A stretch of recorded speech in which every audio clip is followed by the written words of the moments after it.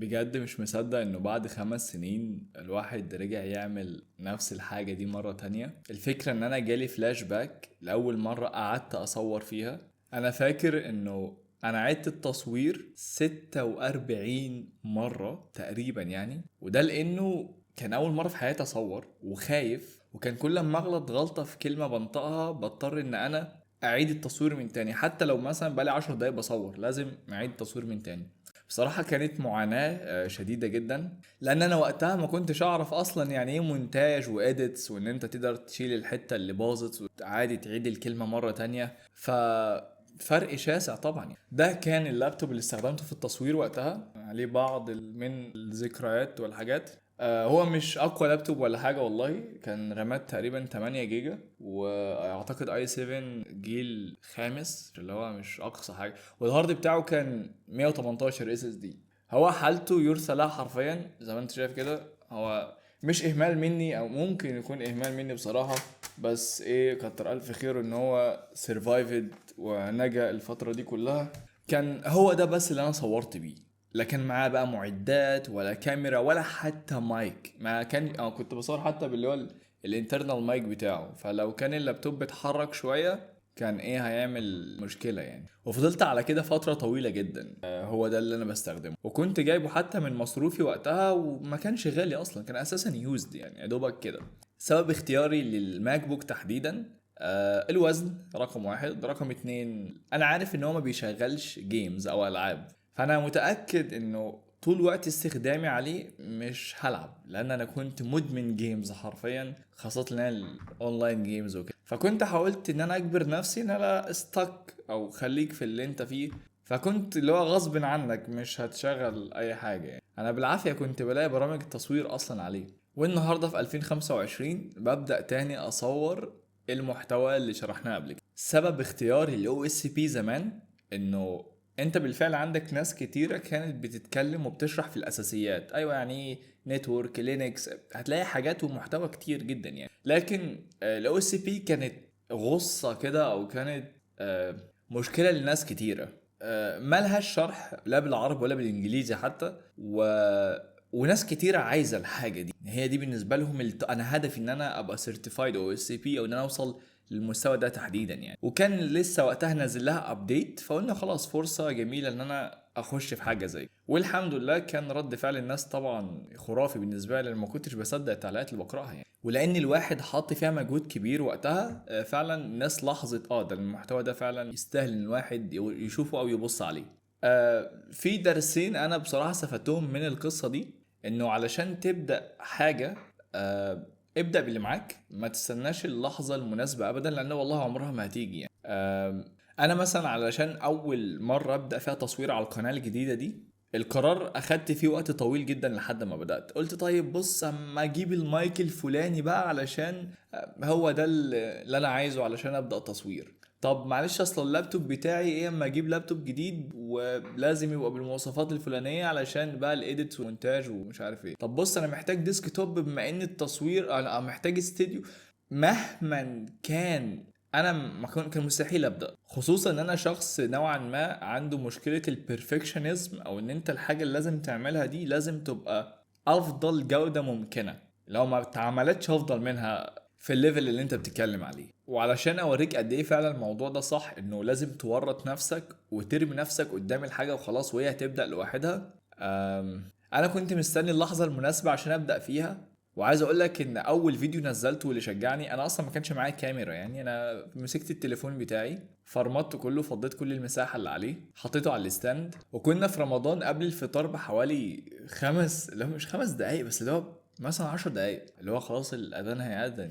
شغلت الريكوردينج وقعدت في نفس المكان ده كده بالظبط، وكان فيديو مدته دقيقة ونص تقريبا، مش حاجة يعني واو، بس المبدأ ان انت كسرت المومنتم ده. عارف انت الصاروخ وهو طالع في الهواء، فبيجي عند حتة معينة كده في الغلاف الجوي، لازم يبقى ماشي بسرعة عالية جدا عشان يكسر المومنتم او الحاجز اللي هو ايه، عشان بقى يطلع بقى ايه بره خالص. فايا يكن الحاجة اللي هتبدأ بيها ابدأها، هي مفيش حاجة بتطلع بيرفكت في الاول يعني. لا تستنى المعدات الغالية جدا عشان تبدأ، ولا تستنى الوقت المناسب، ولا ان يبقى معاك فلوس، ولا ان يبقى معاك مش عارف ايه، والله ده هيعطلك اكتر من انه هيساعدك. ما تستناش المود بتاعك يبقى كويس، حاول تبدأ.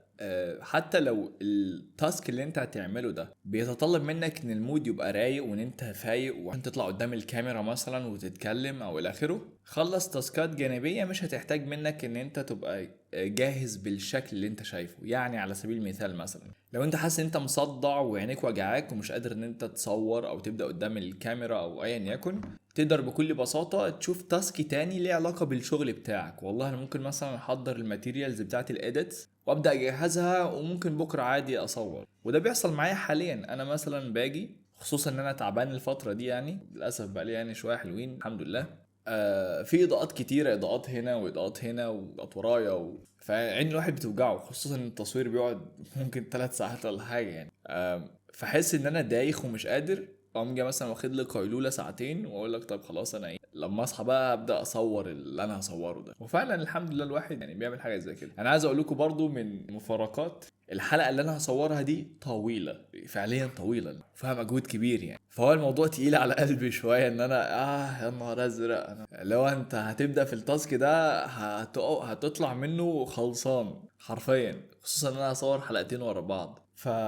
قلت طيب بص ايه، انت ابدأ كده اتكلم شوية، دردش كده حبتين لحد ما اوكي خلاص انت دخلت في المود بقى وتعرف تكمل يعني. فبس ذاتس واي انا عملت الحلقة دي. هي المفروض اصلا ما كانتش حلقة ولا هتنزل حتى، وفي الاغلب بفكر ان انا بصراحة ما انزلهاش.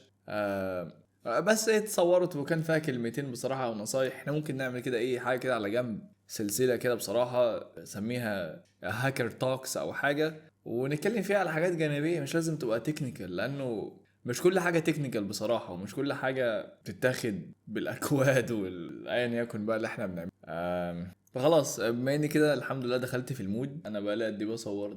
خلاص اوكي، هبدأ بقى تصوير اول حلقة وانزل دي مثلا اللي هو ايه زي ما قلنا هاكر توكس او اي حاجة جانبية زي دردشة كده مع ناس.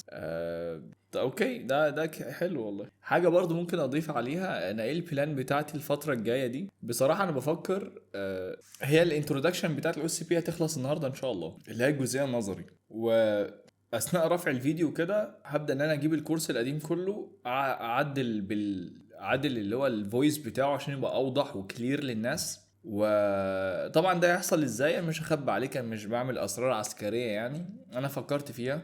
لو تشوف الحلقه بتاعت الاي اي اللي انا نزلتها على القناه دي، هتلاقيني جيت في لقطه كده جبت صوت احمد ابو زيد، عملت ترين لاي اي موديل على صوته، وبدلت صوت ابراهيم حجازي بيه. يعني خليت ابراهيم حجازي يتكلم بنفس صوت احمد او العكس. المهم ان في واحد منهم انا دربت الموديل على صوت احمد ابو زيد، وخليت الفويس اللي قاله ابراهيم يبقى بصوت احمد. طبعا انت عندك نبرتين مختلفتين جدا، بس قدرت تعمل ماتشنج فانا بصراحه اعتقد عندي ريكوردنج كفايه، ممكن حوالي توتال مثلا 5 ساعات ليه وانا بتكلم. ذاتس انف. هدرب اي اي موديل اللي هو اللي عندي ده على الموضوع ده، وهاخد الفيديوهات القديمه اخد الصوت بتاعها منها واعمل له تحسين بقى ايه بالاي اي موديل اللي هدربه على صوت. فهيبقى نفس الصوت القديم عادي، مش هعيد تسجيل الحلقات، لكن بصوت بقى محسن. يعني هو نفس الشخص، بس انا اعمله زي امبليفيكيشن او ان هو يتم تحسينه يعني.